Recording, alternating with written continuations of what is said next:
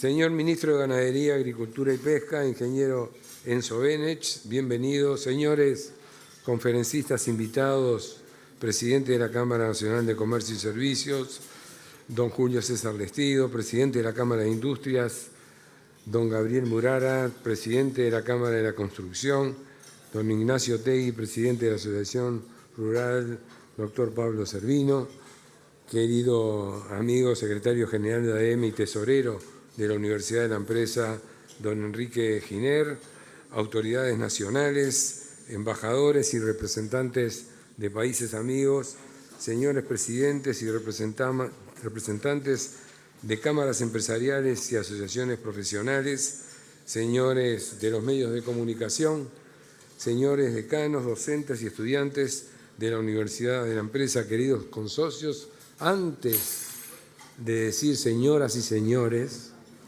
quiero pedir una cálida bienvenida al contador Enrique Iglesias, que hoy nos acompaña.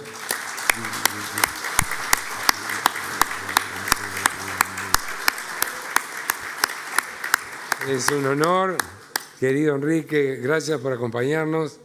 Y ahora sí, señoras y señores, reciban por mi intermedio una cálida bienvenida en nombre del Consejo Directivo de la Asociación Dirigente de Marketing del Uruguay. Invitar a los representantes de las cámaras empresariales en el momento que estamos viviendo es realmente importante. Pensar qué vamos a hacer para mejorar o para apostar a que el país siga creciendo significan dos cosas. Una, que estábamos creciendo, y dos, que lo dejamos de hacer.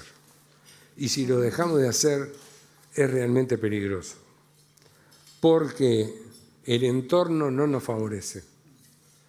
Y si no nos favorece, entonces nosotros vamos a tener que redoblar esfuerzos. Vamos a tener que apretar el cinturón, aunque no nos guste, y decirnos la verdad de una vez por todas. Porque tenemos un país que todos decimos maravilloso, que todos decimos con apenas 3.350.000 habitantes, que es otro beneficio que no usamos, y que tenemos un país homogéneo, y que todos nos respetamos como uruguayos, y queremos, nos guste o no nos guste, dividirnos y subdividirnos cuando no tenemos lugar para dividirnos. Somos tan pocos que tenemos que estar juntos para parecer algo. Y nos encontramos con otros problemas también. El fútbol, que es nuestro principal deporte, también tiene dificultades. ¿Por qué lo estoy nombrando? Porque estamos en dificultades, señores, y hay que terminar de dificultades. Hay que pensar hacia adelante, cómo prosperar, cómo trabajar, cómo hacer esfuerzos y cómo ponernos de acuerdo, porque somos lo mismo. Empresarios que nos tienen bastante mal vistos y trabajadores que trabajan gracias al esfuerzo que hacemos nosotros todos los días, porque se olvidan que nos levantamos a las 6 de la mañana y nos acostamos a las 12 de la noche y trabajamos más que los que trabajan.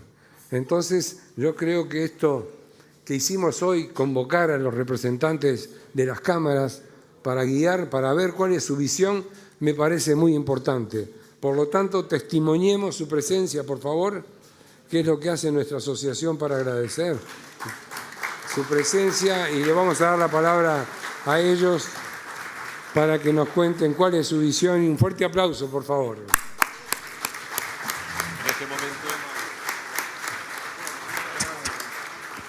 En este momento, y como es habitual, el presidente de ADM hace entrega a todos nuestros expositores de obras de artistas plásticos nacionales, bueno, como forma de que tengan un grato recuerdo de su pasaje por este foro de la Asociación de Dirigentes de Marketing del Uruguay.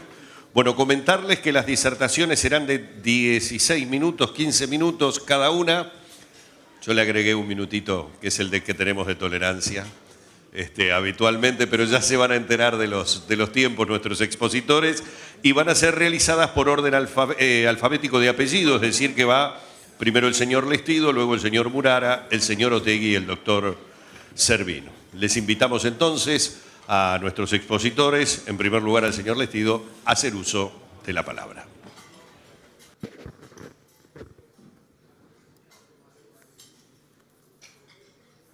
Señor Ministro de Ganadería, autoridades nacionales, embajadores acreditados en nuestro país, autoridades departamentales, señor Presidente de ADM, Consejo Consultivo de ADM,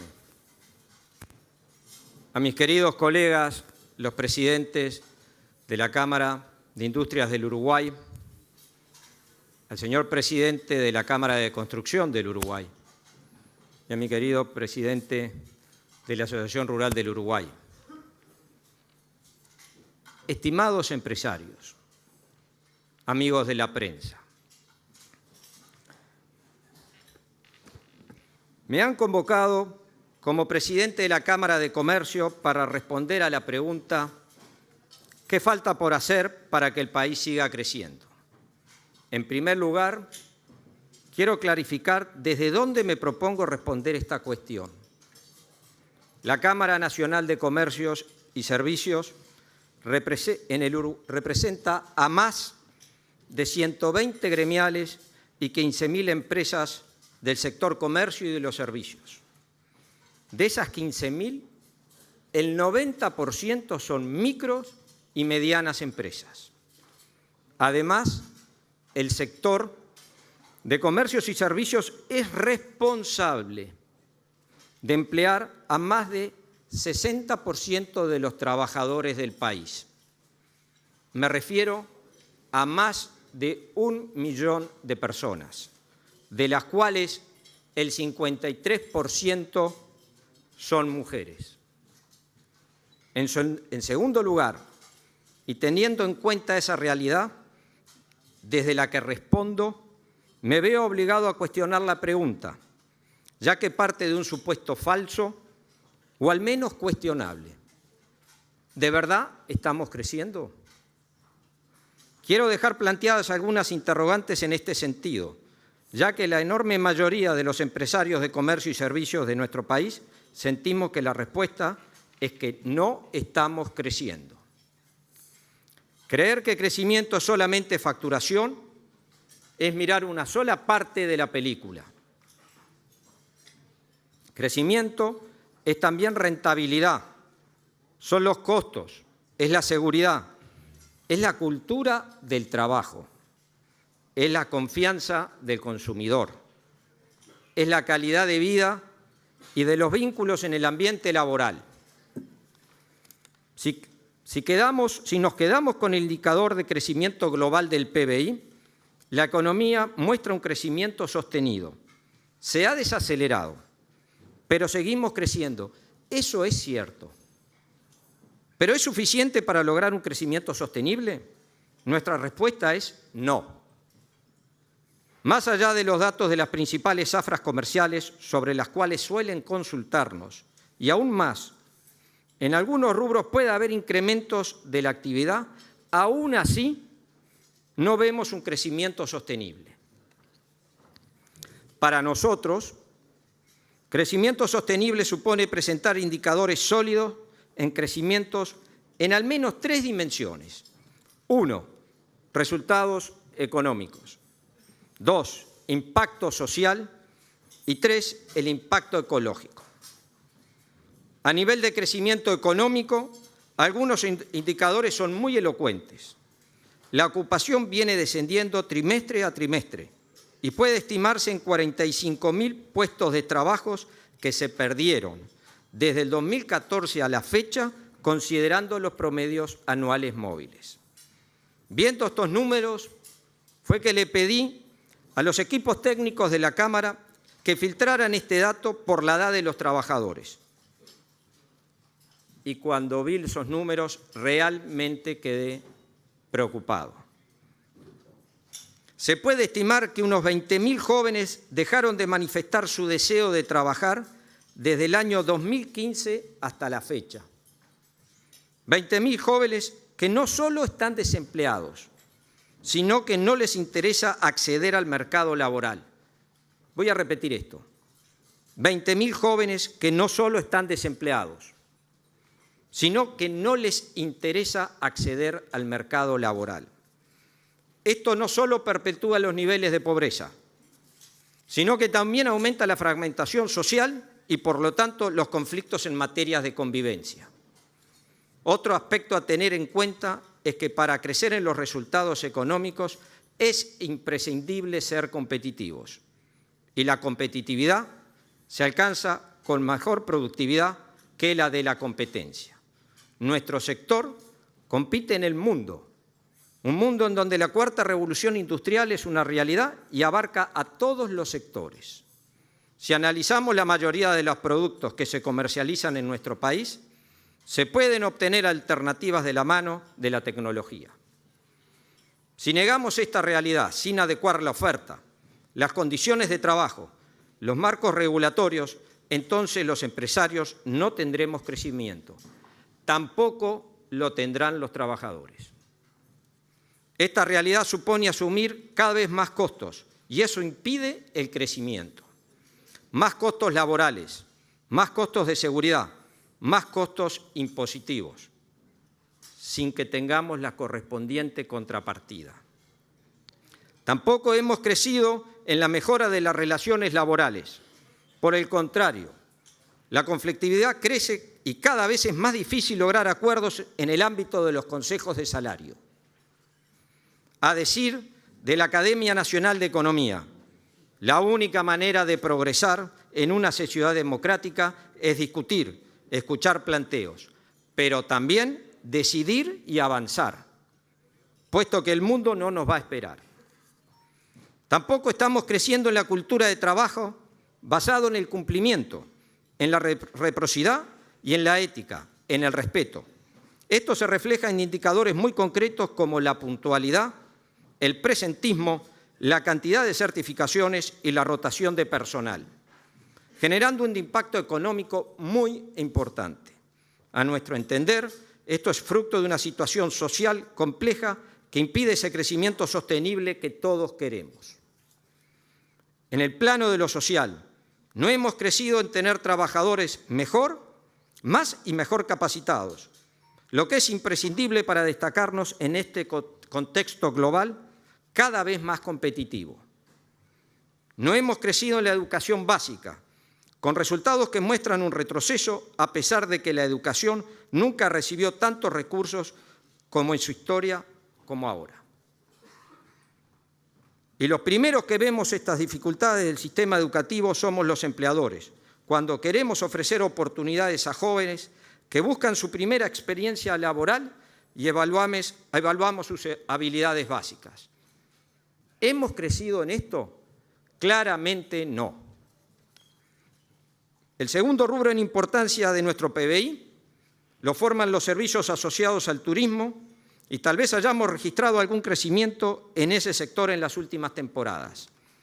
Pero ese crecimiento, ¿es porque hemos hecho algo para provocarlo asociado a nuestras capacidades o ha sido más bien el resultado de la situación económica, social y política de nuestros vecinos? Estamos siendo testigos de una ola migratoria muy importante. Aquellos que ven a Uruguay como un nuevo lugar desde donde rearmar sus vidas se suman incesantemente a la fuerza de trabajo. Esto ha sido un sacudón inesperado, pero positivo, ya que nos expone a nuestras debilidades y también a valorar mejor lo que tenemos. Ojalá que la llegada de estas personas sirva para contagiar buenas prácticas en materia de calidad y de servicios y nos ayuden a recuperar la ética laboral que supimos tener. Por último, crecer supone también hacerlo respetando el medio ambiente. Quizás esta sea la materia en la que logramos las mejoras más evidentes. Prueba de esto son el cambio de la matriz energética y la mayor conciencia de empresarios y consumidores sobre el impacto ambiental de todas nuestras actividades. Esta síntesis deja claro que para nosotros la pregunta no es qué falta para seguir creciendo, sino cómo hacer para que el crecimiento sea sostenible y no una ilusión pasajera. Si bien tenemos diferencias importantes en este diagnóstico con el actual gobierno, Hay algunas señales positivas dadas en su momento sobre las cuales creemos que hay que profundizar para plantear un camino de crecimiento sostenible. Y quiero referirme a dos ejemplos. El desarrollo de una nueva cultura de trabajo imprescindible para recomponer la fractura social y el falso antagonismo entre el empresario empleador y los trabajadores. Mientras los uruguayos sigamos calificando a un especulador sin escrúpulos como al empresario fulano, será difícil acortar esa brecha. Los empresarios somos también trabajadores. Asumimos riesgos, innovamos, nos capacitamos, invertimos, generamos trabajo y oportunidades y aportamos al crecimiento del país. Los empresarios dialogamos, negociamos, escuchamos, proponemos soluciones, somos solidarios, colaboramos y ayudamos. Los empresarios trabajamos todos los días para hacer de este un país mejor. A pesar de algunas declaraciones de las últimas semanas que dice que los empresarios uruguayos estamos en vías de extinción, si asumimos que los empresarios somos lo que dije anteriormente, y perdónenme en el atrevimiento, pero lo quiero repetir, si asumimos que los empresarios somos también trabajadores, asumimos riesgos, innovamos, nos capacitamos, invertimos, generamos trabajos y oportunidades. Si asumimos que los empresarios dialogamos, negociamos, proponemos soluciones, somos solidarios, colaboramos y ayudamos. Si asumimos que todo eso somos nosotros los que estamos acá, más todos los empresarios que no pudieron venir hoy y que están en todo el país, si asumimos eso, lo que precisa el Uruguay para seguir trabajando y creciendo es más empresarios. Muchas gracias.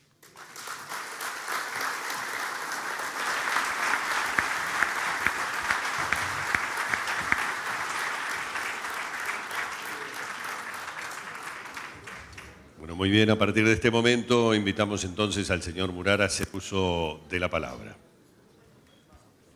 Buenos días a todos.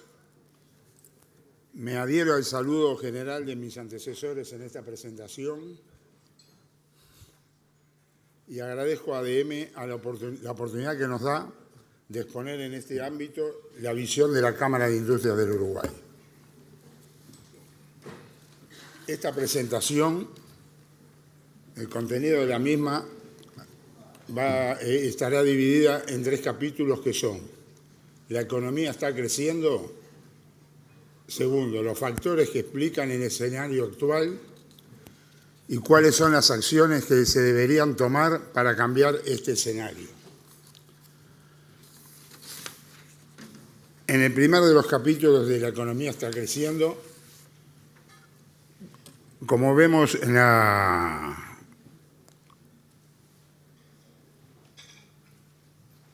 diapositiva que está expuesta ahora, en los últimos años el PBI empresarial se disocia del PBI de la economía.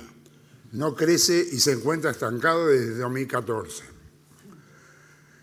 Por eso nos preguntamos si la economía está creciendo.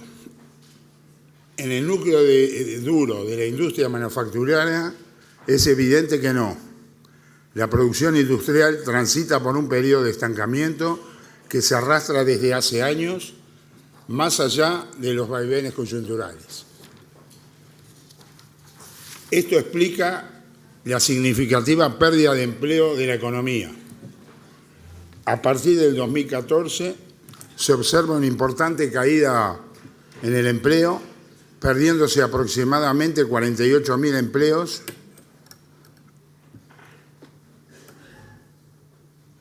$48.000 empleos a la fecha.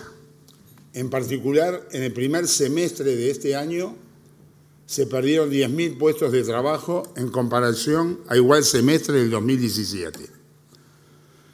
En la industria manufacturera, esta tendencia sigue a la baja según la última medición que tenemos de junio del 2018. Con una importante caída en el empleo del sector, esta importante contracción obedece a varios factores, entre los que se encuentra la caída en el nivel de actividad a nivel global de la industria, un cambio a nivel interno del sector donde la contracción de la producción es más pronunciada en aquellos sectores más intensivos en mano de obra y por un incremento sostenido de los costos de los mismos.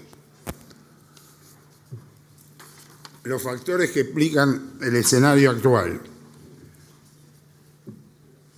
En el escenario actual, en una rápida mirada a la región y otra local, vemos que en Argentina la actividad económica volvió a contraerse en los últimos meses en un escenario macroeconómico complejo, con déficit gemelos en cuenta corriente y en cuenta fiscal, y una inflación persistente. Se le suma una gran vulnerabilidad de acceso al financiamiento en un contexto internacional más adverso que los años anteriores. En Brasil, la recuperación de la economía continúa siendo poco vigorosa, a pesar de la mejora de las principales variables macroeconómicas. La lenta recuperación del consumo privado y el elevado nivel de capacidad ociosa explican este fenómeno. Las expectativas de los agentes se mantienen en niveles por debajo del promedio histórico. Los factores internos son una importante barrera para el crecimiento. El tipo de cambio real se encuentra desalineado, con un fuerte desfasaje con la región y otros países del mundo. Los costos laborales se encuentran por encima de los valores de equilibrio. Los costos salariales continuaron al alza a pesar del deterioro del mercado laboral. En 13 años su crecimiento fue más de 70% en valores reales de la industria manufacturera. A su vez, A su vez, el incremento sostenido de los salarios en el sector profundizó esta caída del empleo, ya que las empresas no lograron absorber el incremento en los costos laborales, lo que implicó que, a pesar de la caída del empleo, la masa salarial continúa incrementándose en relación al valor agregado bruto de la producción. Ahí podemos ver cómo se distancia el salario real de la tasa de empleo. Sube el salario y baja el empleo en la gráfica esta que estamos.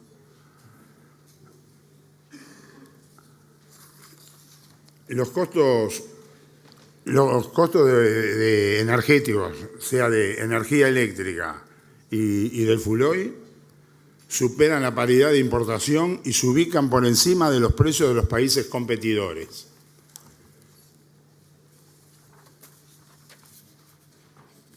Si miramos esta gráfica, vemos que con una inflación del 159%, los salarios han tenido un crecimiento del 319% en este periodo que va del 2004 al 2017.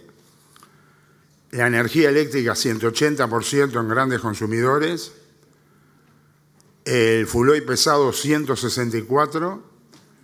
El precio de la industria promedio del productor 62%. Y el tipo de cambio prácticamente no ha tenido variación. Los únicos que han contribuido a la inflación en estos años con esta gráfica son el precio del productor y el tipo de cambio.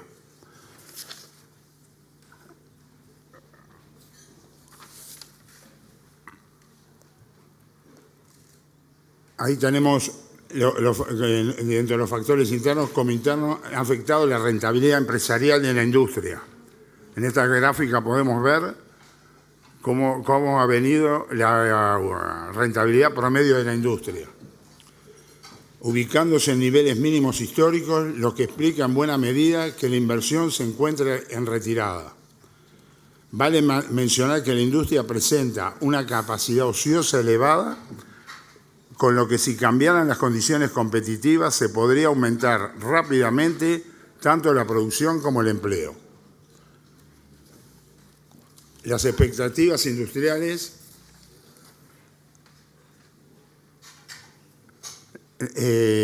las expectativas empresariales se encuentran muy afectadas en terreno negativo, según la información que surge de la encuesta industrial que realiza la Cámara de Industrias. Los últimos datos del índice de volumen físico de la producción muestran una nueva contracción. Estas expectativas inciden en la producción, el empleo y la inversión. Acá también tenemos las expectativas de Deloitte, igual que similares a las de la Cámara de Industria. ¿Cuáles son las acciones que se deberían tomar para cambiar este escenario?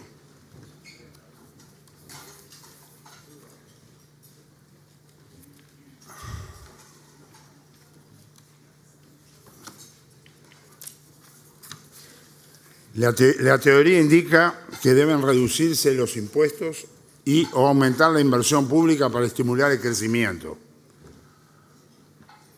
Sin embargo, no se generó esa posibilidad en épocas de bonanza, cuando tuvimos crecimientos importantes y el país estaba en mejores condiciones. Y recientemente se continuaron perdiendo oportunidades, como en la rendición de cuentas, con énfasis en atacar el desequilibrio fiscal, y los consejos salarios con énfasis en los empleos. Todo esto ha quitado margen de maniobra y hoy el país no está en condiciones de apoyar al sector de empleo. Anunciar un paquete de medidas de estímulo a la actividad empresarial sin costo fiscal porque no hay recursos a los cuales recurrir. Incorporación de las recomendaciones de la OIT en normativas vinculadas a las relaciones laborales. Adaptar la normativa laboral a los nuevos requerimientos del mundo del trabajo. Inicio de negociaciones con Mercosur para firma de acuerdos comerciales con terceros países. Nuevo marco regulatorio de las tarifas públicas para que evolucionen en función de los costos.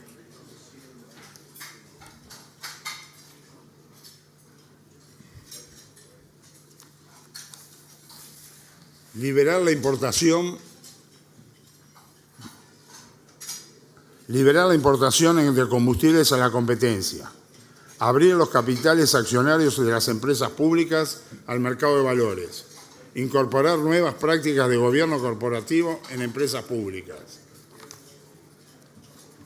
Estas son algunas medidas que se podrían tomar para recuperar rápidamente el empleo. A más largo plazo se tendrían que hablar de otras medidas como puede ser de educación, pero pensando en el 2020 hay algunas medidas que se pueden tomar que rápidamente podrían tener un impacto en el empleo y en el trabajo y en el crecimiento del país. Bueno, muchas gracias y buenos días para todos.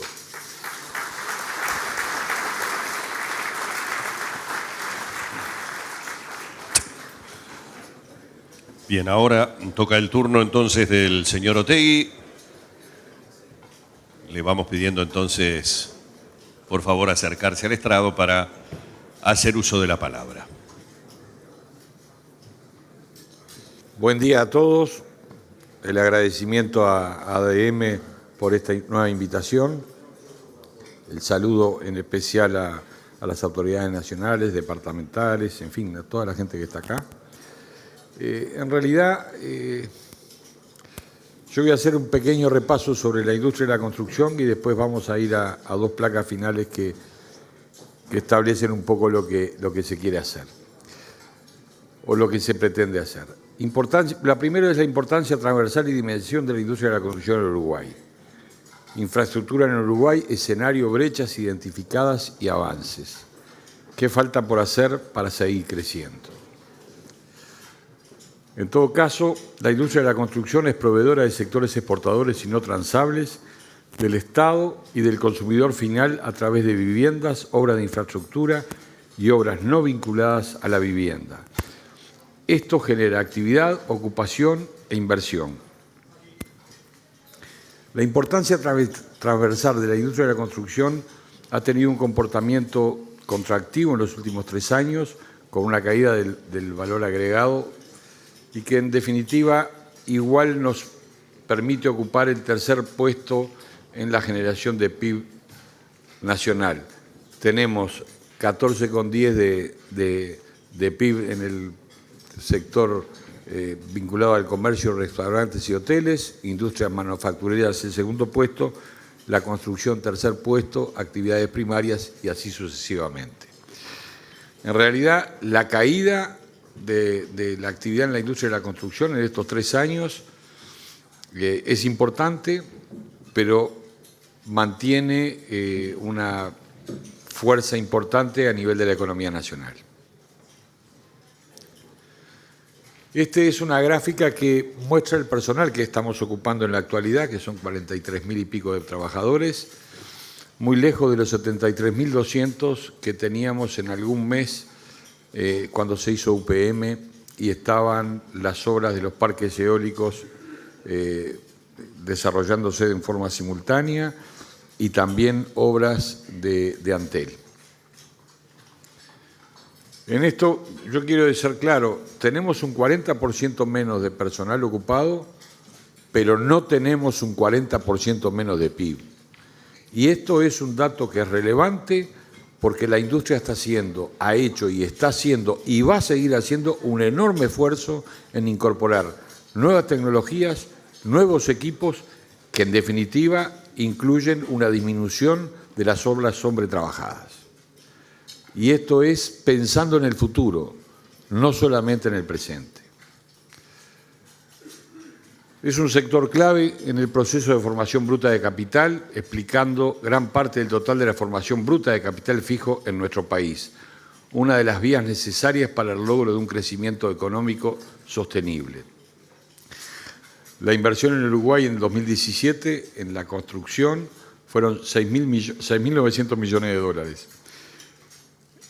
Eso representa el 11,6% del PIB nacional, el 69,7% de la inversión en la economía y 1,24 veces el PIB de la propia industria.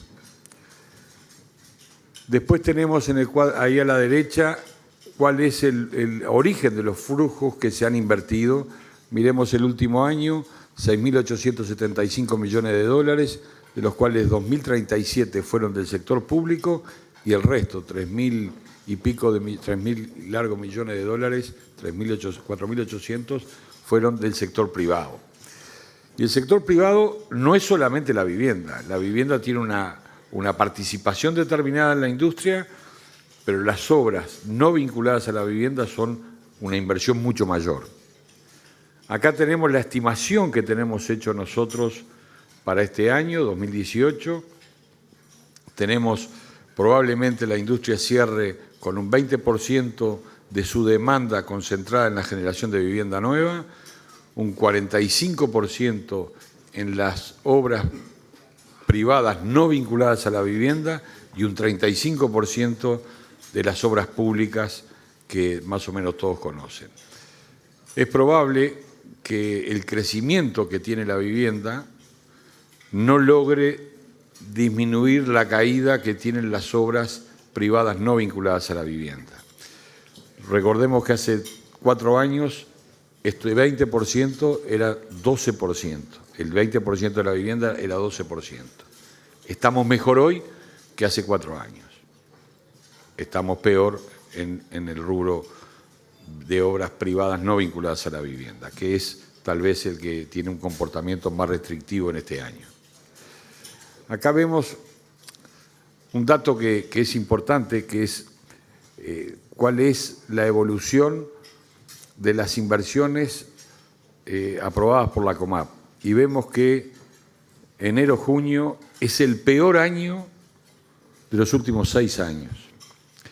Y no es un dato menor, es un dato relevante. Si en la construcción no hay inversión, no hay trabajo. Y esto, si lo miramos en la gráfica que está a la derecha o en las barras que están a la derecha, vemos que tenemos 121 millones de dólares, obras vinculadas a la construcción de los proyectos aprobados en la COMAP, que es el valor más bajo, insisto, en los últimos 6 años. La ley de viviendas promovidas, llamadas así en la actualidad, acá tenemos en barras lo que han sido las viviendas promovidas por año. Yo les llamo la atención que en el primer semestre de 2018 se aprobaron 1.072 viviendas. Es probable que terminado el año 2018 estemos en un número que va a estar entre lo aprobado en el 2016 y el 2017. ¿Con esto qué quiero decir? Que hay una inversión importante en el sector viviendas que le va a dar un comportamiento creciente en la torta de lo que es la demanda que tiene la industria, pero de alguna forma todavía lejos de los años previos, que eran los años más importantes, de 2012 a 2015.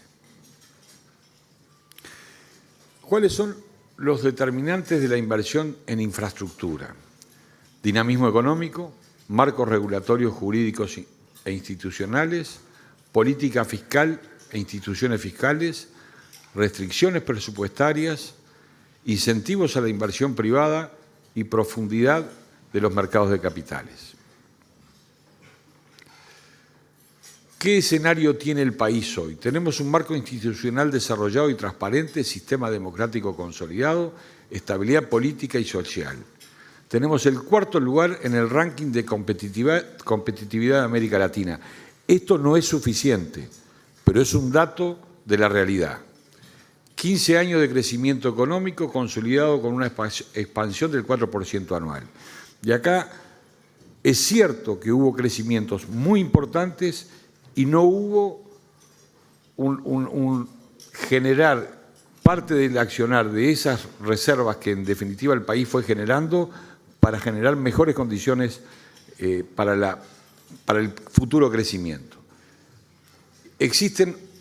Hay una existencia importante de normativas relevantes, la herramienta de promoción y estímulo a las inversiones, la Ley de Promoción y Protección de Inversiones, el decreto de extensión y de beneficios para construcciones de gran dimensión económica, la Ley de Viviendas Promovidas, la Ley de Participación Público-Privada y la creación del Fondo de Infraestructura CAF 1. Estas cosas todas tienen incidencia en la actividad de la industria de la construcción hoy. Después tenemos, de alguna forma, un cuadro o gráfica que nos muestra cuál es la inversión acumulada en infraestructura del 2015 al 2018, que lo del 18 es una estimación. Ustedes ven que en realidad lo que crece es la inversión de la CBU, de la Corporación Vial del Uruguay, que ha crecido en niveles importantes en el 2017 y que se prevé un crecimiento para 2018 más importante aún. Aparecen por primera vez las PPP y aparece por primera vez, aunque tenía una participación menor el año pasado, el FOSEM. Este dato es un dato esperado por el Banco Central, esperado por el Gobierno Nacional, que nosotros seguimos. Los otros años son consolidados y son datos reales. Este año es un estimativo. Y yo les diría que en los primeros 3 años de este gobierno se ejecutaron 1.083 millones de dólares en obra vinculada a la vialidad. Después tenemos una referencia a un tema que es nuevo en el país, que son las PPP, que han sido llevadas para arriba y para abajo. Y en definitiva tenemos una obra terminada, que es el recinto penitenciario, una obra en construcción, que es la ruta 21 y 24. Después tenemos 5 obras que están en adjudicación provisional. Esto es, están adjudicadas las empresas y están negociando el Ministerio de Economía, el Ministerio de Transporte, en el caso que sea transporte, o la CBU, la CND, en el caso de la educación, están discutiendo las condiciones económicas. Esas 5 obras que están con la adjudicación provisional suman 337 millones de dólares. ¿Cuántas de esas obras se van a empezar? Probablemente una este año y otra o 2 el año que viene. Los procesos de PPP son largos en el tiempo. Después tenemos una segunda tanda de obras que están en evaluación de ofertas, que de esas no se va a empezar ninguna este año y probablemente no se empiece ninguna el año que viene. Hago una mención especial para el Ferrocarril Central, porque esa es una obra que UPM le ha planteado al gobierno, el gobierno ha llamado a la licitación, están en las condiciones que seguramente ustedes conocen, que es la obra más importante de todas estas, porque son 800 millones de dólares la estimación que hizo el gobierno. Y esta obra es la única del sector de abajo de obras que se puede empezar probablemente, si es que se empieza, principio del año que viene. ¿Qué falta por hacer para seguir creciendo? Lo primero que tenemos que decir es que si no hay educación y no hay seguridad, el país va a tener un problema de crecimiento, pero sobre todo va a tener un problema de convivencia muy importante. Acá tenemos que ser claros como empresarios, si el país no mejora las condiciones de la educación, y no es para dentro de 2 años, esto hay que hacerlo ya, hay que hacerlo de forma inmediata, y no generamos una sensación y una real aplicación de la seguridad pública, la sociedad uruguaya va a entrar más temprano que tarde en problemas que no deseamos. Estos 2 temas los ponemos al principio porque hacen a la convivencia ciudadana además. Después, el orden en las cuentas públicas. Ningún país puede funcionar y crecer si tiene desordenadas las cuentas públicas. Esto es, tener un PBI, un déficit del PIB razonable y no creciente como es en la actualidad, y tener todas las cuentas públicas con claridad en qué se gasta, en qué se invierte, por qué se gasta y por qué se invierte. Tenemos un tercer tema que es la mejora de la competitividad. Acá nosotros lo que estamos diciendo es, el país es quien da las condiciones de competitividad por lo natural, como el sector agrícola, ganadero, sobre todo el ganadero, o por decisiones del propio gobierno, como son los combustibles o la energía eléctrica. Si nosotros no logramos mejorar la competitividad y poner los valores de energía eléctrica y combustibles, entre otros, a los niveles de la región, las empresas uruguayas, los empresarios uruguayos y los consumidores uruguayos van a seguir pagando, como desde hace décadas, porque esto no es, ahora está grave la situación, pero esto viene de hace décadas. Las empresas públicas son generadoras de recursos para el Estado desde que yo tengo nariz casi, y tengo 67. Un aumento de la productividad. ¿Qué queremos decir con esto? La industria de la construcción ha hecho una apuesta fuerte en estudiar la productividad en el sector construcción. Le encargamos al Centro de Estudios Económicos de la Industria de la Construcción ocuparse de este tema hace 2 años. Y de hecho lo están haciendo. Nosotros vamos a seguir insistiendo en que la productividad sectorial hay que seguir mejorándola. Y la productividad sectorial no es solamente que los trabajadores cumplan con sus obligaciones y hagan bien su trabajo. Es también que los empresarios hagan bien las cosas y sean correctos en el desempeño de su tarea. Y todo lo que está en el medio entre el empresario y el trabajador. Generación de empleo y menor rigidez en el plano laboral.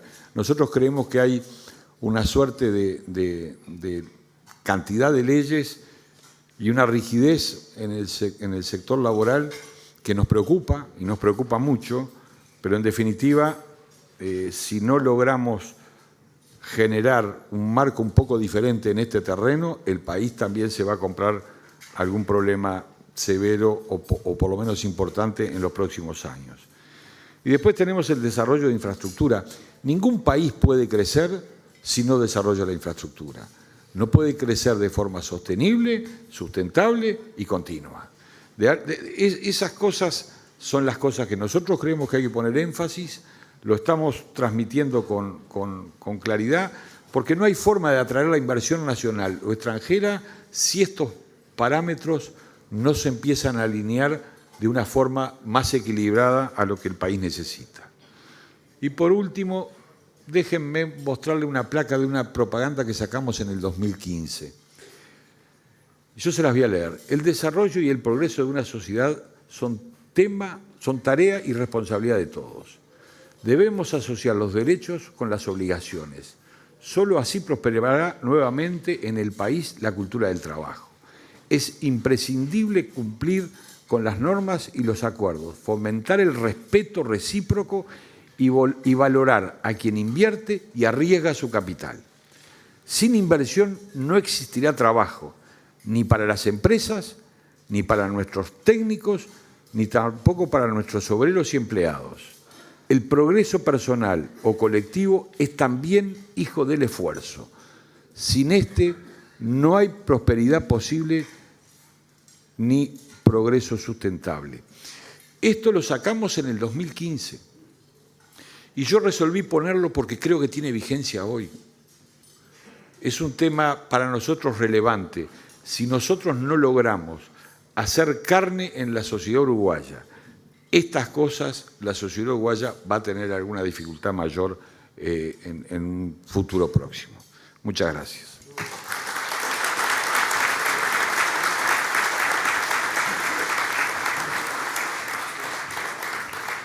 Bien, le solicitamos ahora al doctor Servino que haga uso de la palabra.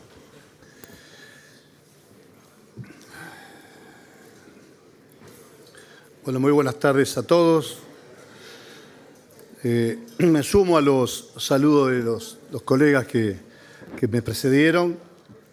Me gustaría agregar que no fue mencionado la presencia del ministro Murro, que ahora está con nosotros.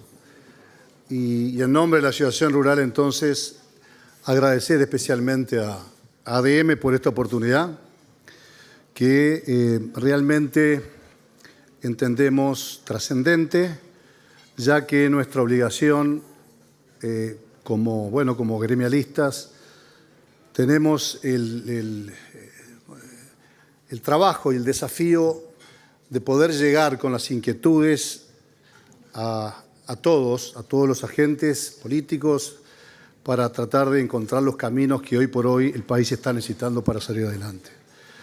Empezando un poco con el tema de hoy, vamos a hacer algún ajuste, ya que el tema versaba de aquí al 2020, qué falta por hacer para que el país siga creciendo.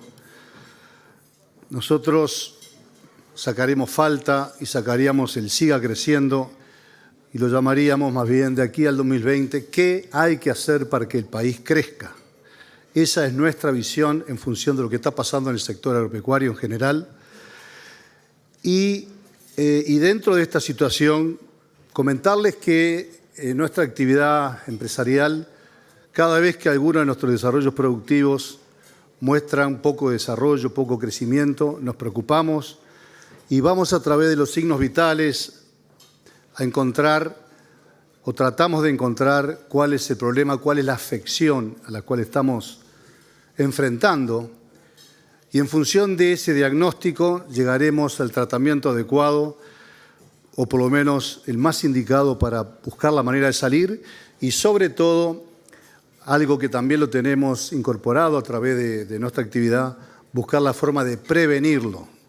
Los problemas, cuando se pueden prevenir, son mucho más sencillos que tratarlos. Por lo tanto, dicho eso, pasamos a la primera gráfica en donde tenemos la evolución del crecimiento interanual. Estos son datos del Banco Central concretamente, que muestra que a partir del 2015 el país, en la comparación interanual, ha crecido poco, salvo el 2017, seguramente impulsado por la gran cosecha agrícola, liderada por la soja, también la celulosa, pero realmente de ahí en adelante el crecimiento es leve, es menor.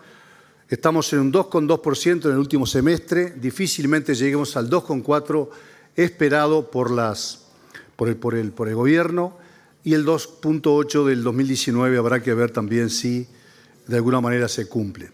¿Qué es lo importante de esto? Es que ligado a estas realidades hay que ir ajustando también las perspectivas y las proyecciones que el gobierno hace en función de lo que tienen previsto como crecimiento. Por lo tanto, esta disminución va a afectar seguramente en todo el resto de las planificaciones que se hayan hecho en su momento.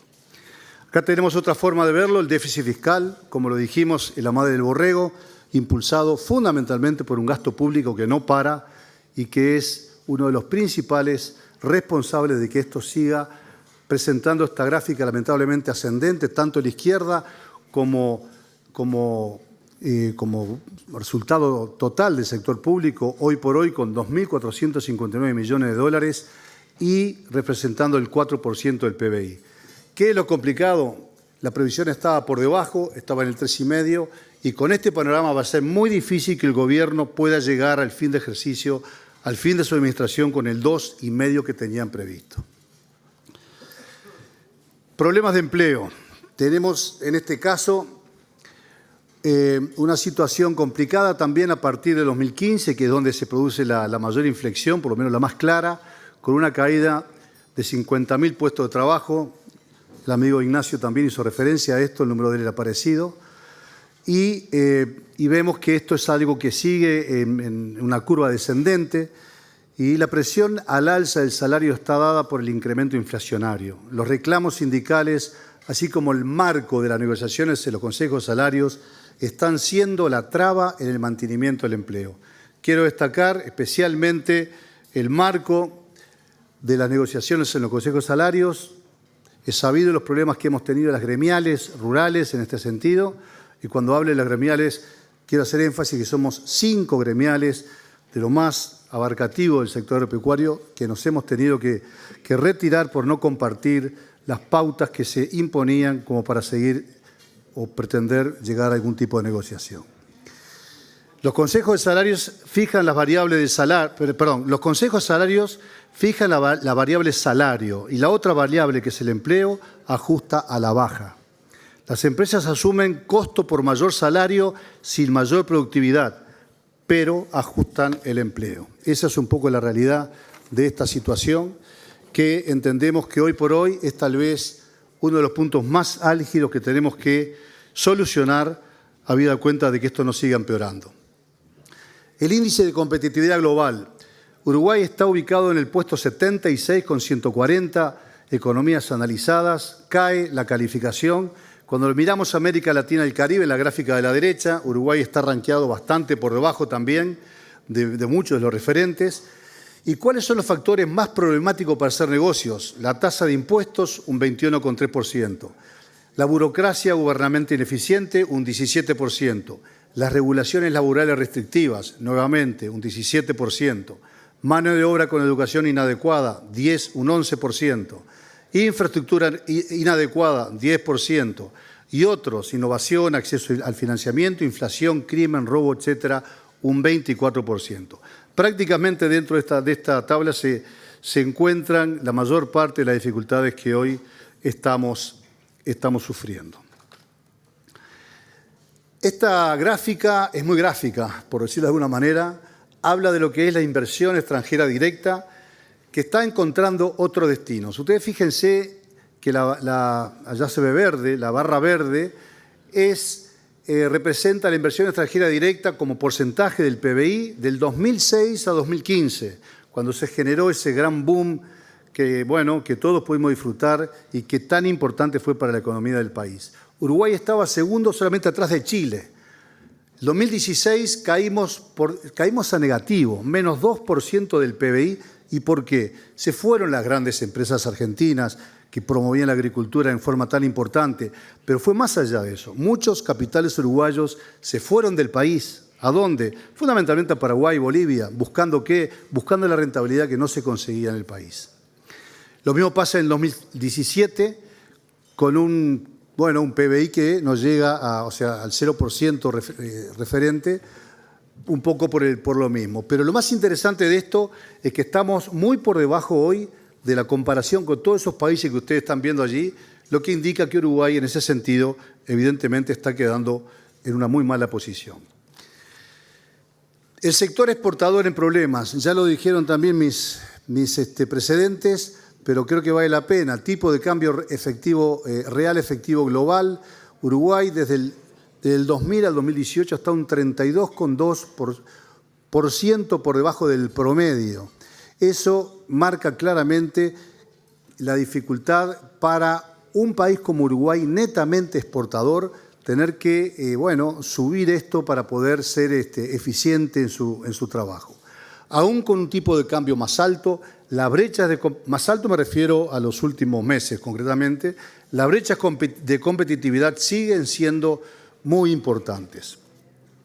Voy a hacer una breve referencia de Dani Rodrik, que yo no lo conocía, pero seguramente muchos de ustedes sí lo conocen, que dice que evitar el atraso cambiario es uno de los 4 factores claves como estrategia para el desarrollo del Uruguay.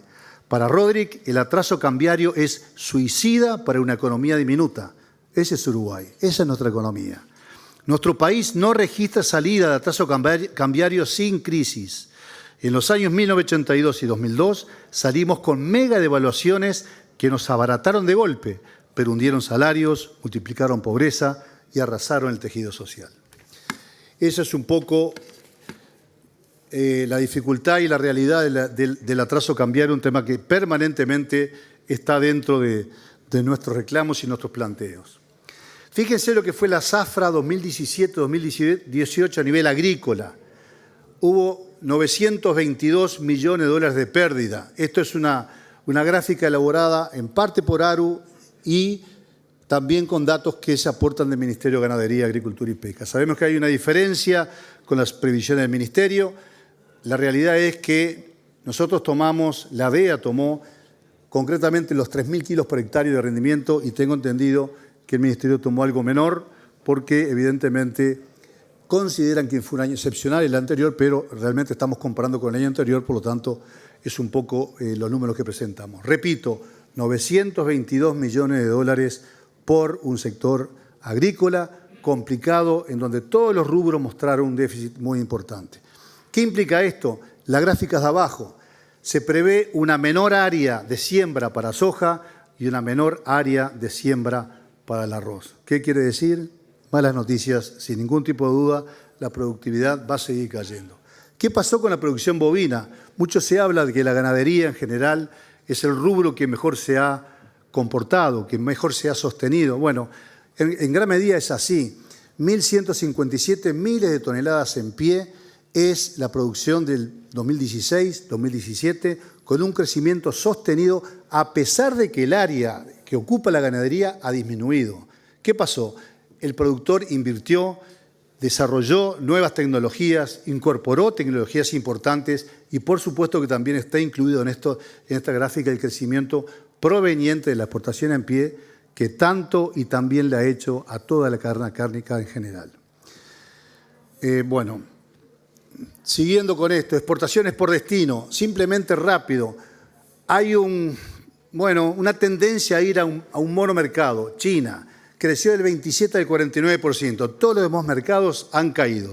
¿Esto es bueno?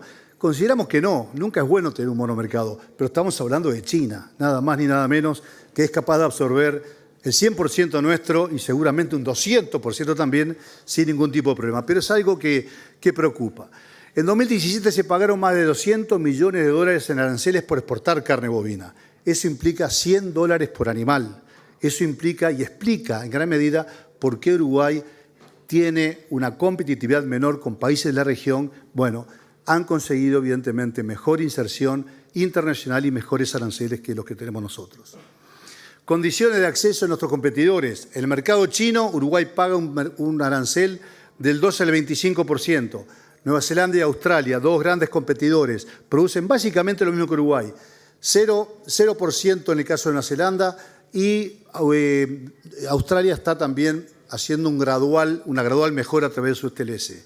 Distribución de cuotas a Estados Unidos. 378.000 toneladas tiene Australia, 213.000 toneladas tiene Nueva Zelanda, 20.000 toneladas es lo de Uruguay. Es evidente que hay mucho para crecer allí.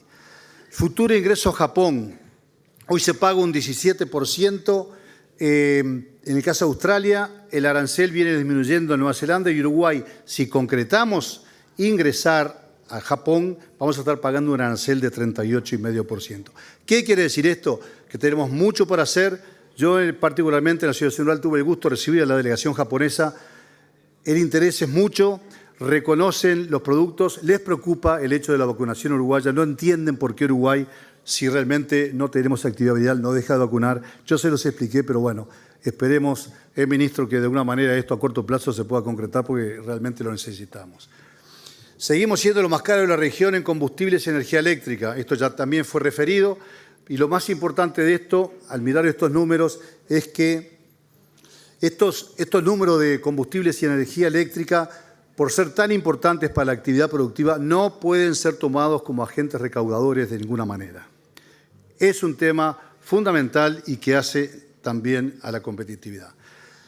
Los impuestos son cada vez más ciegos, ya se hizo referencia también. Fíjense cómo aumenta la gráfica roja, la línea roja a partir del 2007 se va realmente en forma importante hasta el 2017. Eso es un problema que también aprieta las posibilidades económicas de las empresas. En las columnas de abajo, 2005, el impuesto a la tierra era del 30%. Hoy está en el 60% prácticamente. Esto a pesar de la reforma tributaria del 2007, en la cual se planificaba y se preveía, recaudar en función de la productividad. Lamentablemente eso no fue posible. Entendemos la intención del gobierno de aquel momento, pero a medida que se fueron achicando los ingresos por los precios internacionales, fueron echando mano de algo que ha sido tradicional y característico de este país. No es este el primer gobierno que lo hace y es algo que está en el ADN uruguayo que tenemos que ver la manera de poderlo solucionar. ¿Para qué? Para prevenir. Yo digo siempre que prevenir los problemas es la mejor forma de poderlos evitar. Aumenta la morosidad, otro problema en sectores, está en un 6%, está en el 73% del PBI, lo que ya muestra el grado de compromiso y de complejidad que está teniendo el sector agropecuario para poder afrontar nuevos desafíos.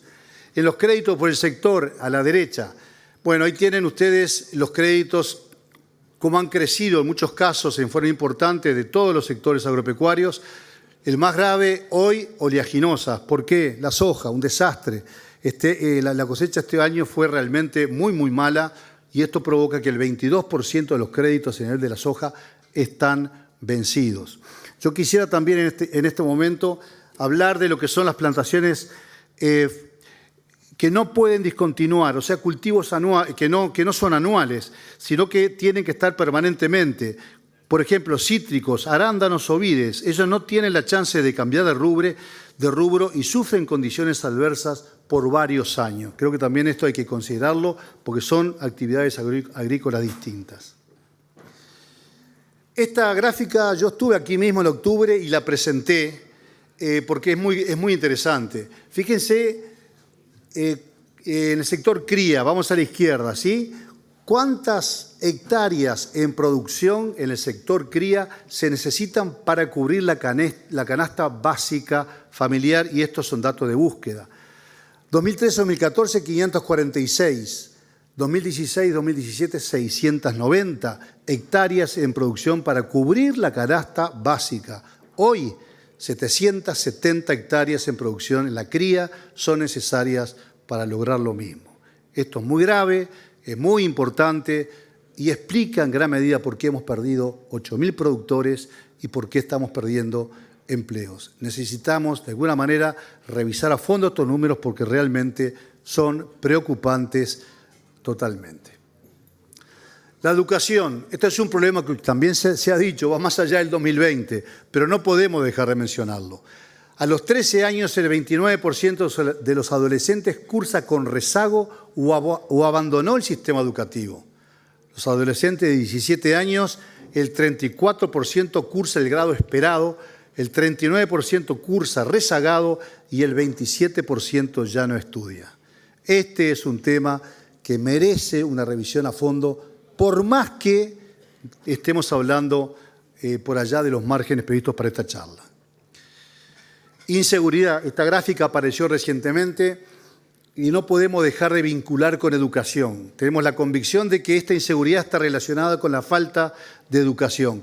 Pero fíjense, de julio de 2017, ¿cuál es, según cifra, el principal problema que aqueja a los uruguayos? En 2017 el 43% hablaba de inseguridad. Hoy el 61% está hablando de inseguridad. Esto, señores, grave y urgente, porque realmente, ya sabemos, a todos los que estamos acá hemos tenido y oído las dificultades que estamos teniendo en ese sentido. Por lo tanto, la pregunta, ¿estamos creciendo? 40 uruguayos por día pierden su empleo. Más de 10 empresas por mes se presentan a concurso. La educación no está preparando a las actuales generaciones para el hoy y menos para el futuro. Acciones y no aspiraciones. Debemos concretar acuerdos comerciales con terceros países. Sabemos de la voluntad del ministro Ning, no tenemos ninguna duda. Hemos hablado, hemos compartido con él, tenemos que hacerlo. Tributar sobre la renta y no sobre los bienes de capital. El Estado debe apostar al campo, debe apostar al sector.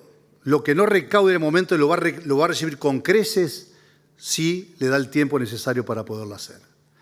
Infraestructura y logística, reducir costos y tiempo en llevar producción a puerto. Incentivo fiscal para los seguros agrícolas. Esto sí es bien puntual, es bien de ahora. Necesitamos los seguros agrícolas, estamos trabajando en ello y seguramente va a ser la forma de no perder área agrícola y bueno, y si no perdemos área seguramente vamos a poder tener mayores bienes y exportarlos como corresponde. Combustible y energía a niveles de valores internacionales y competitivos. Tipo de cambio que acompase el de nuestros principales competidores. Y por último, dentro de esto, flexibilización laboral. Este es el tema, para mí, más candente, más urgente y más importante por lo que está pasando en Uruguay hoy. No podemos ni debemos esperar más. El futuro del país está ligado al sector exportador. El agro entre ellos. Uno más, pero es el sector exportador. Uruguay no puede darse el lujo de dejar nada, ninguna actividad que permita poder llegar con nuestros productos, bienes y servicios al exterior. La capacidad de inversión está agotada. Hay dificultad en repago de créditos. Nos volvimos un país caro con fundamentos de país barato. He ahí la esencia del problema. No podemos soportar lo que se generó durante la bonanza. No tenemos las estructuras. Tenemos que revisarlo. Tenemos que encontrar la manera de que mucha gente que ha salido de la pobreza no caiga nuevamente en esta situación lamentable. Y acá simplemente hacer una referencia de otro economista, el señor Robert Mundell, creo que muy conocido también, fue premio Nobel en Educación, y él dice que se sabe que todas las economías pequeñas como Uruguay son grandes exportadoras. Las exitosas exportan muchos bienes y servicios, las otras, mucha gente, pero todas son grandes exportadoras. Tenemos 600.000 uruguayos viviendo afuera. Los jóvenes de hoy no ven Uruguay como una posibilidad de trabajo. Esa es la verdad, eso es lo lamentable. Eso es lo que tenemos que cambiar. Pensar en Uruguay posible es tarea de todos. Activar políticas públicas para crecer con empleo y educación es tarea de los actores políticos. Muchas gracias.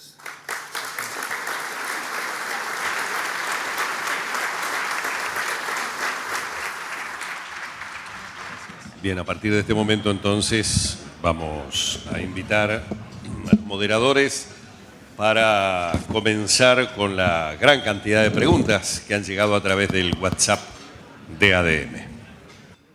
Bien, muchas gracias. Buen mediodía para todos. Hay, como decía Humberto, varias preguntas que han llegado a la mesa de trabajo y se le vamos a ir adjudicando las que tienen nombre a cada uno de los disertantes. Cuando no es así, vemos que hay alguno de ustedes que la puede responder con más precisión.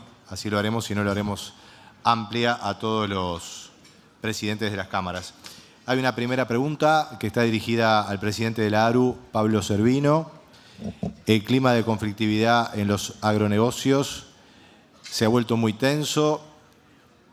Hubo una reciente ocupación de un frigorífico, el caso de Pili, el caso de Conaprole y también la retirada de las gremiales rurales en el Consejo de Salario. Y lo que pregunta este asistente es cómo ve el rol del Ministerio de Trabajo en este marco al presidente de la ARU.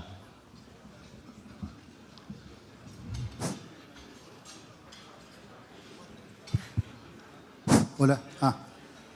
Bueno, sí, lamentablemente eso ocurrió, no es la primera vez. Ya en la ronda anterior de los consejos, las gremiales nos retiramos por entender de que no estaban dadas las condiciones para poder negociar. En este caso pasó algo parecido.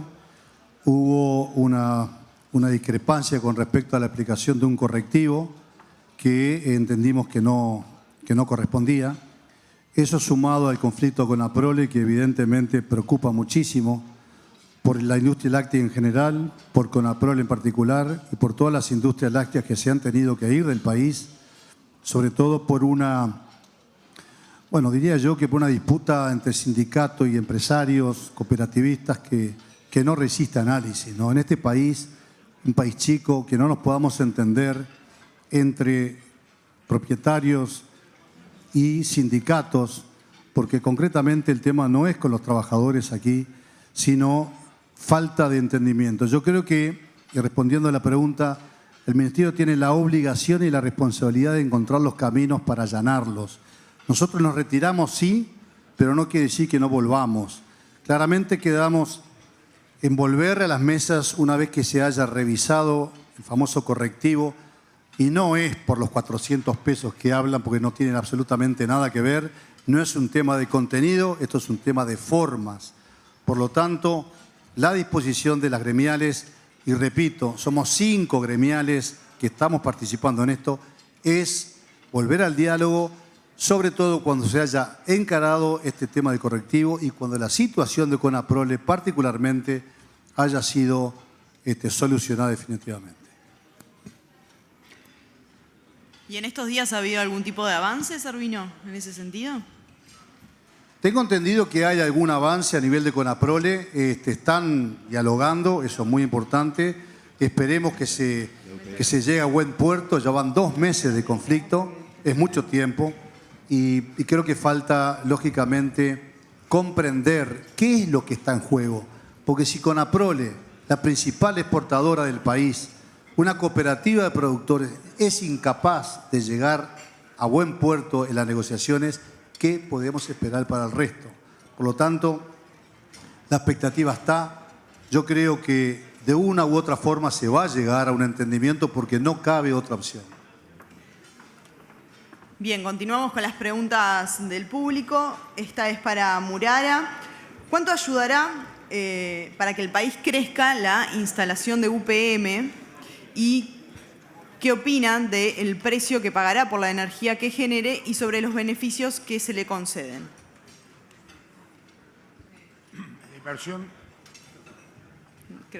La inversión de UPM es una inversión muy importante para el país, es bienvenida, está dentro del régimen de zonas francas que el país tiene y va a ser positiva en su instalación y en su futuro, porque al ser una planta más grande que la actual, va a generar alrededor de un 1,5% del PBI por lo menos, y eso es en forma permanente con muchos puestos de trabajo directos e indirectos.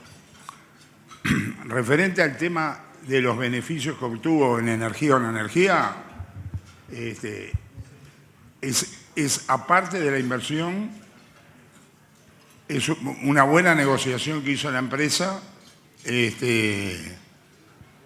No sé si por ese tema, es en la energía o no, hubiera dejado de hacer la inversión, pero la realidad es que la empresa hizo una serie de planteos, el gobierno se lo aceptó y sacó ese beneficio.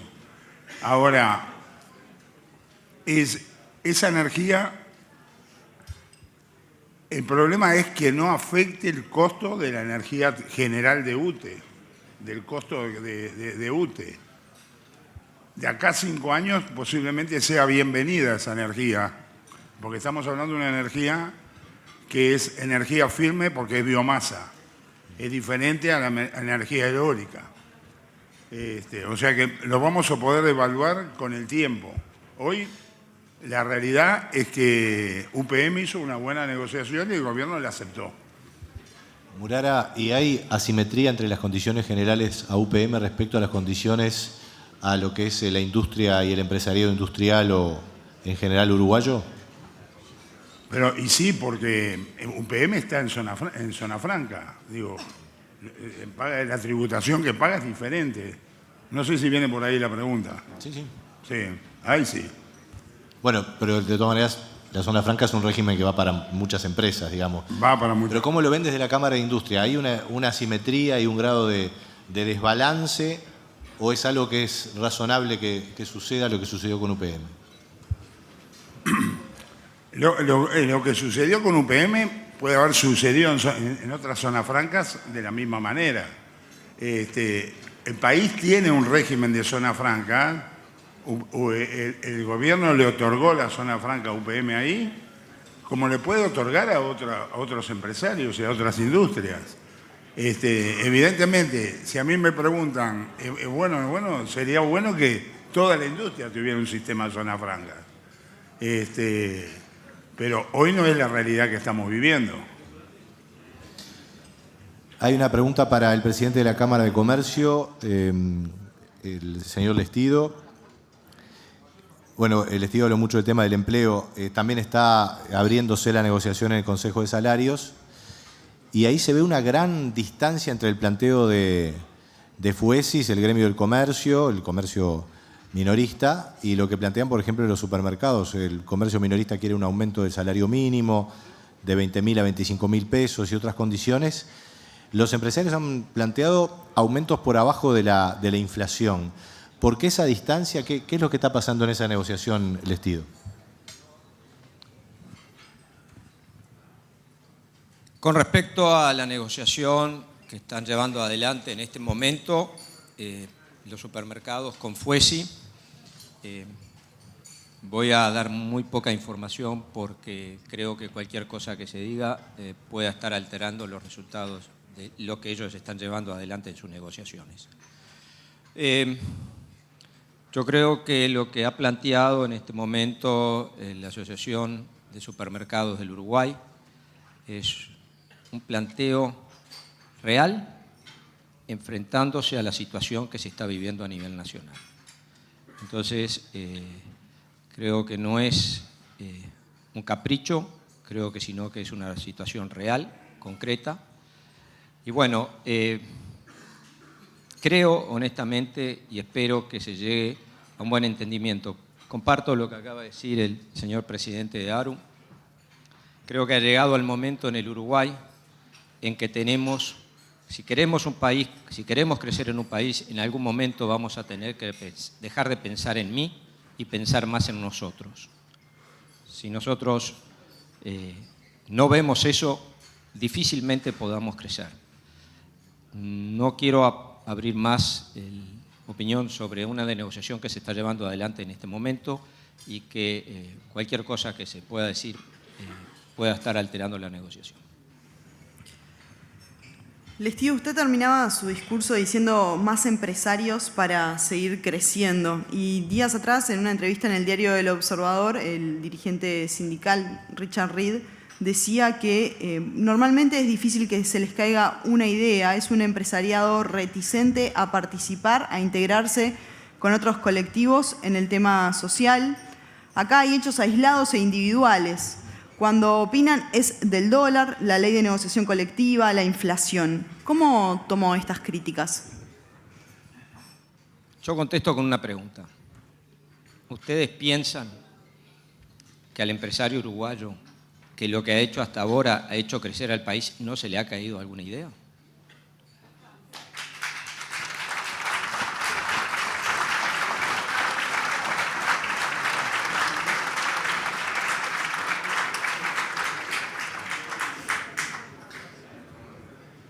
Yo no voy a hablar de lo que dicen los demás, sino voy a hablar de nosotros mismos. Los que estamos acá y los que no han llegado hoy han hecho de este país posible. Se nos han caído muchas ideas. La verdad que sí. Gracias. Lestido, siguiendo con eso, Richard dice que el empresariado uruguayo se está extinguiendo, que ahora los representantes en los consejos de salarios son abogados y que faltan empresas locales, digamos, ¿no? A ver, es un poco más de lo mismo. Esto no es hablar quiénes van las negociaciones de los consejos de salarios. Esto es atacar una figura. Eso es lo que está pasando. Nos quieren poner de la vereda de enfrente. Somos tan uruguayos y tan trabajadores como todos los demás. Eso es lo que está pasando.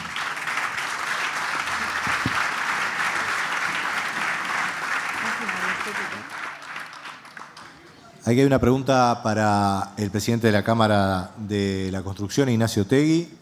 La inversión privada en vivienda y en otras obras viene en descenso. Un paliativo que ayudó que no sea tan abrupto fue la inversión en vivienda social, que ocupó parte de la actividad en ese periodo. En obra pública igual se espera un incremento con las inversiones en infraestructura y en parte lo que se viene con UPM. Pregunta a este asistente si fue exitosa la reglamentación de la vivienda social. Me imagino que aluda a los recientes decretos que han pautado unos topes, etcétera, de precio. ¿Cómo ha impactado eso en la actividad de la construcción? Después hay más ítems, pero me gustaría, Otegi, si puede responder este punto. Con respecto al tema de la vivienda de interés social o vivienda promovida hoy, en realidad nosotros ya se lo hemos hecho saber al Poder Ejecutivo, estamos en contra de los nuevos valores que se establecieron para un porcentaje de viviendas. Eso ha hecho retroceder en parte la oferta de nuevas viviendas, pero en definitiva la lógica es que la industria está recibiendo esa inversión en menor medida de lo que podría ser, y el problema que tiene el Estado es cómo le llega a los sectores de menores recursos. Y ese es un problema que tiene el Estado uruguayo, siempre lo tuvo. Las cosas que se compran hay que pagarlas, y hay que pagarlas a un precio que las produce el mercado. Y ese precio que produce el mercado es beneficiado por algunos subsidios directos o indirectos que el Estado da. En este momento, el creer que con la vivienda social o la vivienda de interés social o la vivienda promovida se va a llegar a los sectores de menores ingresos de la ciudad uruguaya es un error grave. Hay una parte de la pregunta que dice cómo inciden los costos laborales en los precios finales de justamente la vivienda y la construcción en general, me animo a decir. Particularmente, agrego yo, Tegui, con un sindicato tan fuerte como el ZUNCA, ¿cómo se incorpora eso en el costo final? Hay quien dice, bueno, muchos de esos costos se terminan pasando en los precios finales, ¿no? No hay actividad en el mundo, y en el Uruguay tampoco, que no traslade los costos al precio final. Cuando usted compra perdón, todos. No. Todos. Vos sos tomador de precios. Tomás el precio que te dan. Bueno, pero más allá de eso, todos tratamos de trasladar los costos al precio final del producto. En todo caso, yo voy a poner un ejemplo.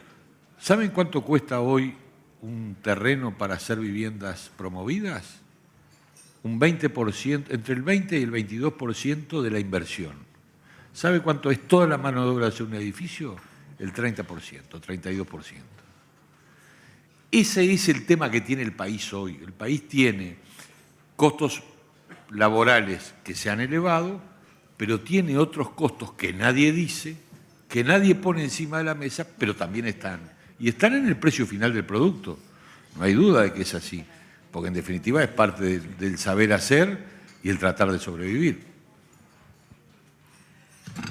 Perdón, y lo del ZUNCA, en realidad el sindicato es un sindicato fuerte, igual que la Cámara de la Construcción creo que es una cámara fuerte, y en definitiva tratamos de acordar lo que podemos, y lo que no podemos lo dejamos de costado. No siempre nos ponemos de acuerdo. Otegi, ¿por qué cuando comenzó este tercer gobierno del Frente Amplio se decía que el mecanismo de la participación público-privada iba a extenderse? Se hizo la cárcel de Punta de Rieles, ahora está la segunda, la ruta 24, pero ha sido muy tímido. ¿Por qué no logra explotar este mecanismo? A ver, es tímido en el mundo. En Inglaterra la primera llevó 10 años, que es de lo que nosotros aprendimos, o por lo menos miramos. En Canadá llevó 8 años. En Uruguay, al estilo uruguayo, supusimos que íbamos a tener resultados en 4 años. Y no los hemos tenido. Ahora, es un proceso de maduración y de tiempo que hoy tenemos obras que están en la etapa que yo dije de preadjudicación, que están discutiendo los temas económicos y que es probable que una de esas 5 obras se empiece a fines de este año y es probable que 1 o 2 más se empiecen el año que viene. Es un sistema que en el mundo funciona así. Quisiéramos que fuera más rápido porque para la construcción todo esto es tiempo que lo utilizamos, se hace y en definitiva no hay más remedio. Pero la industria lo mete dentro de su esquema de producción cuando la obra empieza. Y cuando la obra se termina. Y nos vamos todos. Así es la industria de la construcción. Tiene la lógica de que empieza en un momento y cuando se termina nos vamos todos. No es un tema menor. Yo no sé si di respuesta, pero es tratar de poner lo que ocurre en el mundo también en el Uruguay. Es así. Hay una pregunta para Cervino, el presidente de la ARU. ¿Qué entiende por flexibilización laboral con el planteo que hizo en la presentación? No, simplemente eso, creo que es bastante obvio, ¿no? O sea, procurar el entendimiento de las partes que participan en estos consejos de la realidad de cada uno para poder entender que, por ejemplo, no puede haber una norma única en función para todas las empresas para todas las empresas juntas. Hay distintas actividades, hay distintos tamaños, hay distintas realidades económicas de distintos tipos que hay que tener flexibilidad para entenderlas. Yo creo que todo pasa en gran medida por ahí. Hay que comprender cómo funciona cada una de estas actividades para actuar en consecuencia y encontrar las mejores soluciones para cada uno. Otra pregunta para Ignacio Otegui. Usted planteaba, evocando un pronunciamiento del año 2015 de la Cámara, que los derechos deben ir acompañados de las obligaciones correspondientes para generar la cultura del trabajo. ¿No están acompañando las obligaciones con los derechos hoy, Otegui? A ver, la Cámara hizo en su momento una exposición pública mediante una campaña publicitaria y ese fue el aviso con el cual cerramos la campaña, el último tramo. Yo creo que lo que se dice en ese aviso es parte de los problemas que hoy tiene la República, que los tenía en el 2015 y que los mantiene hoy.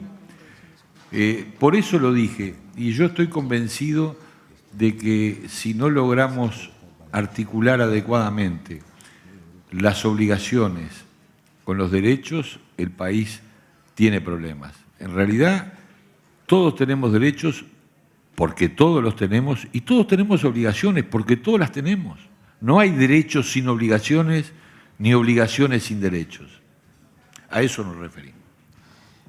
Lestido, usted decía que la falta de puntualidad, la falta de presentismo, el aumento de la rotación de personal están afectando. Seguramente tiene que ver con esto que también le preguntábamos a Otegui. Nos gustaría conocer su reflexión al respecto. Correcto, es lo que hablaba cuando hice mi exposición o presenté mi exposición. Creo que acá lo que hemos perdido, y también lo mencionaba, una cosa que sí estábamos de acuerdo con el gobierno era llevar adelante la cultura del trabajo. La cultura del trabajo es eso, es el respeto mutuo, es la puntualidad, es el presentismo. Es una cantidad de cosas que hace que se pueda trabajar en un ambiente armonioso y con el respeto mutuo de ambas partes. O sea, es eso un poco. Hoy estamos notando en algunas empresas un alto grado de ausencia, un alto grado de certificaciones, muy importante. Y bueno, creo que está faltando eso, creo que está faltando ética laboral. Y la tenemos que volver a recomponer, porque la tuvimos, el Uruguay la tuvo.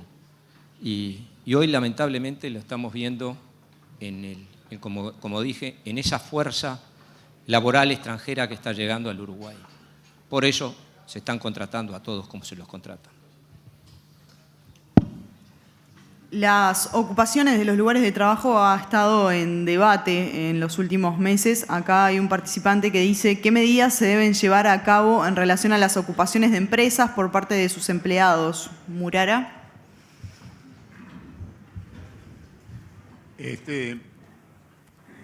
Uruguay, el Poder Ejecutivo, frente a las ocupaciones, tendría que empezar a aplicar las recomendaciones de la OIT, que las hizo alrededor del año 2010, antes de que se pronunciara la ley de negociación colectiva.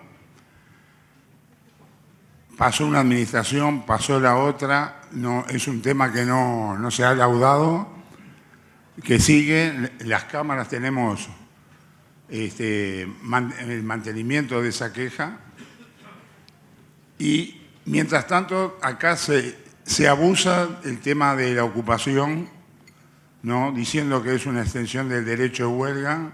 Sin embargo, la OIT dice que los trabajadores tienen el derecho a entrar a trabajar aunque se esté en huelga, y los empresarios a también entrar a sus empresas, cosa que aquí no pasa. Y no pasa, y el Poder Ejecutivo lo permite al no tomar las recomendaciones de la OIT y modificar la ley de negociación colectiva como lo tendría que haber hecho hace tiempo. Gracias, Murara.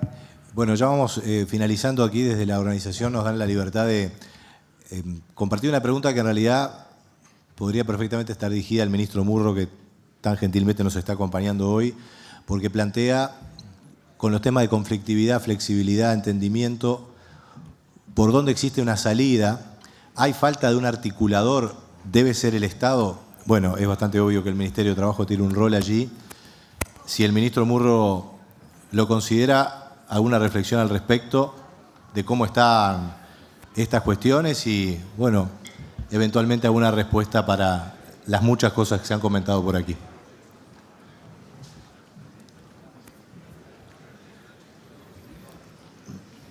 Buenas tardes a todas y a todos, buen provecho. Yo vine a escuchar, y vine a escuchar con mucho gusto a los estimados presidentes de las 4 cámaras empresariales. Y creo que es una novedad esta, ¿no, Uchalcar? No, pero esto así de...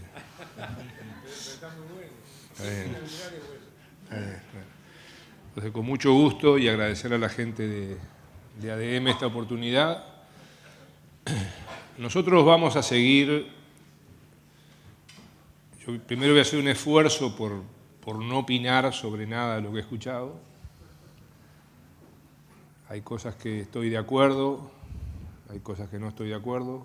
Creo que eso es parte de las bienvenidas diferencias en democracia que tenemos que seguir desarrollando y profundizando.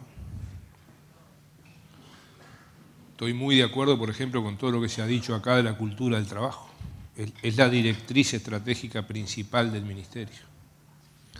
Y entre ellos está este tema. Este es un ministerio que, como parte del gobierno, ante esa pregunta, siempre va a seguir apostando al diálogo y a la negociación colectiva. Nosotros queremos más y mejor negociación colectiva. Y permítanme, quizá para ilustrar, poner 2 ejemplos de actualidad, de suma actualidad. Y voy a tratar, además de ser lo más objetivo posible. Nosotros en 2016 aplicamos un decreto para el sector rural al cual hacía referencia el presidente Servino. Y aplicamos un decreto porque no hubo negociación. Y yo creo que estuvo bien. Y fue la excepción, porque en el 2016 la regla fue 95% de acuerdo en los consejos de salarios entre empresarios y trabajadores. En 118 consejos de salarios, en 112 hubo acuerdo entre empresarios y trabajadores. Una excepción fue el decreto del sector rural. Y ahora podría aplicar otro ejemplo de ahora. ¿Por qué nosotros ahora no aplicamos un decreto para el sector lácteo?